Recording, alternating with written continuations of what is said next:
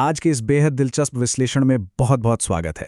आज हम एक ऐसी वायरल कहानी की तह तक जाने वाले हैं जो सच में सोचने पर मजबूर कर देती है।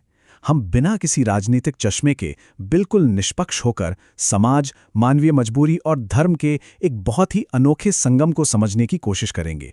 हम देखेंगे कि कैसे कोई घटना बाहर से देखने पर कुछ और लगती है, लेकिन जब आप उसके करीब जाते हैं तो सच्चाई बिल्कुल अलग ही निकलती है। तो चलिए अब सीधे इस घटना की गहराई में उतरते हैं। शुरुआत होती है एक ऐसे नज़ारे से जो पहली नज़र में बिल्कुल ही अटपटा लगता है।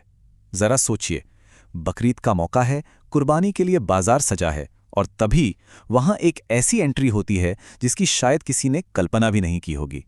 एक हिंदू लड़का जो इस मुस्लिम कुर्बानी बाजार में एक गाय बेचने पहुंच जाता है। मतलब एकदम हैरान कर देने वाला दृश्य। भाग एक अप्रत्याशित विक्रेता। आइए सबसे पहले वहां के माहौल को समझते हैं। अब जरा उस जगह की तस्वीर अपने दिमाग में बनाइए। ये कोई आम बाजार नहीं है, ये बकरीद के त्योहार का एक खास कुर्बानी बाजार है। वहां मौजूद हर एक खरीदार अपनी धार्मिक मान्यताओं के हिसाब से जानवर तलाश रहा है। पूरे बाजार में काफी चहल पहल है, और ठीक इसी बीच एक ऐसा शख्स वहां आता है जिसके वहां होने का कोई तुक ही नहीं बनता। एक हिंदू लड़का जो वहां गाय बेचने की कोशिश कर रहा है।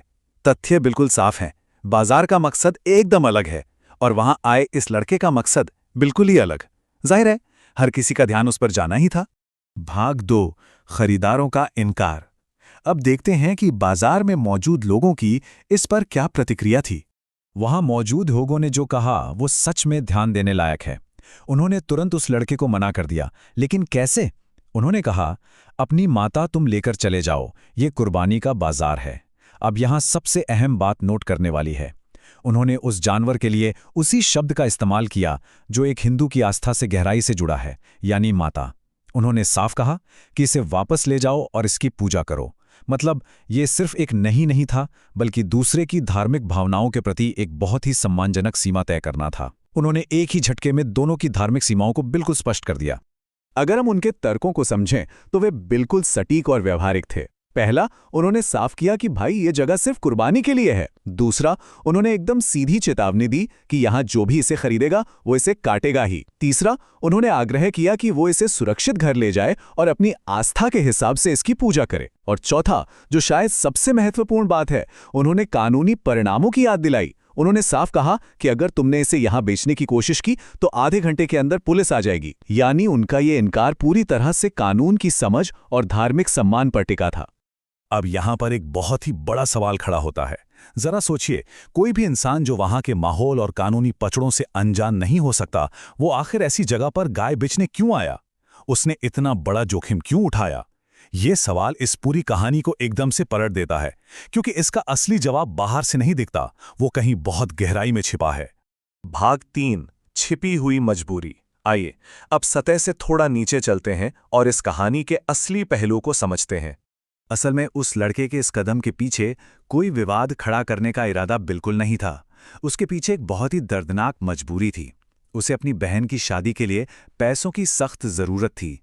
सच कहें तो पैसों की तंगी ने उसे इतना बेबस कर दिया था कि उसने सिर्फ ये सोचा कि बकरीद का समय है, बाजार में भारी भीड़ होगी, खरीदार बहुत होंगे और जानवर फटाफट बिक जाएगा, जिससे उसकी बहन की शादी का इंतजाम हो सकेगा।